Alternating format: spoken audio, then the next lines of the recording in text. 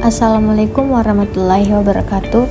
Perkenalkan, nama saya Ismiang Reni Munir dengan NIM 2412-30052 dari kelas B24 Bimbingan dan Konseling Universitas Muhammadiyah Palopo. Di sini saya akan menjelaskan tentang observasi atau pengamatan, yang dimana ini adalah salah satu tugas UAS mata kuliah asesmen BK-tes dan non-tes. Oke, langsung saja. Di sini adalah latar belakang dari observasi atau pengamatan. Nah, dalam layanan bimbingan dan konseling, konselor membutuhkan berbagai teknik pengungkapan data untuk memahami kondisi, kebutuhan, serta permasalahan peserta didik secara komprehensif. Salah satu teknik yang sangat penting dan sering digunakan adalah observasi atau pengamatan. Observasi digunakan karena tidak semua informasi tentang diri peserta didik dapat diperoleh melalui tes psikologis atau angket. Banyak perilaku nyata yang justru lebih mudah dipahami ketika dilihat langsung dalam konteks sehari-hari, seperti interaksi sosial, kedisiplinan, strategi belajar, serta respon terhadap aturan sekolah.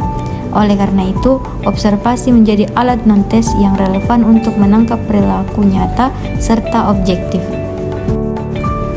Oke, selanjutnya ada pengertian observasi.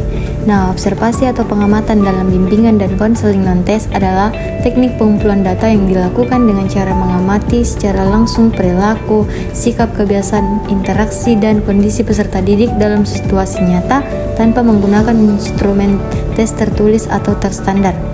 Melalui observasi, konselor dapat memperoleh informasi faktual mengenai peserta didik secara alami, apa adanya, dan sesuai kondisi yang terjadi di lingkungan sekolah.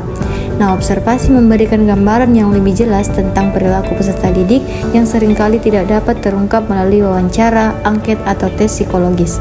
Teknik ini memungkinkan konselor melihat bagaimana peserta didik berperilaku secara alami, bukan dalam kondisi terstruktur atau tertekan sebagaimana saat mengerjakan tes.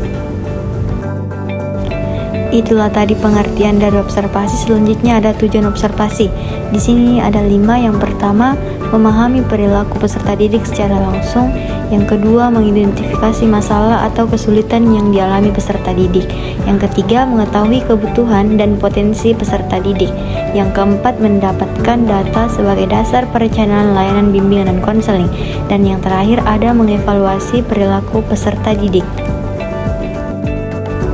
Oke, kita lanjut ke observasi berdasarkan cara pelaksananya. Di sini ada 2, ada observasi terstruktur dan observasi tidak terstruktur. Nah, observasi terstruktur atau struktur observation adalah konselor menggunakan pedoman atau lembar observasi yang sudah disiapkan dan fokus pada perilaku tertentu. Sedangkan observasi tidak terstruktur atau unstructured observation adalah pengamatan dilakukan lebih bebas tanpa pedoman yang ketat dan cocok untuk melihat perilaku secara umum. Oke, itulah tadi penjelasan dari saya terkait dengan observasi atau pengamatan. Selanjutnya saya akan membacakan kesimpulan dari materi saya. Observasi atau pengamatan dalam layanan bimbingan dan konseling non-tes merupakan teknik pengumpulan data yang sangat penting untuk memahami perilaku peserta didik secara nyata dan apa adanya.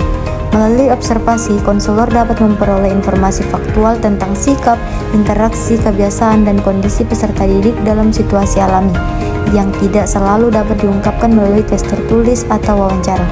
Nah, observasi berperan sebagai metode asesmen yang memberikan gambaran komprehensif mengenai faktor psikologi, sosial, akademis, dan emosional peserta didik.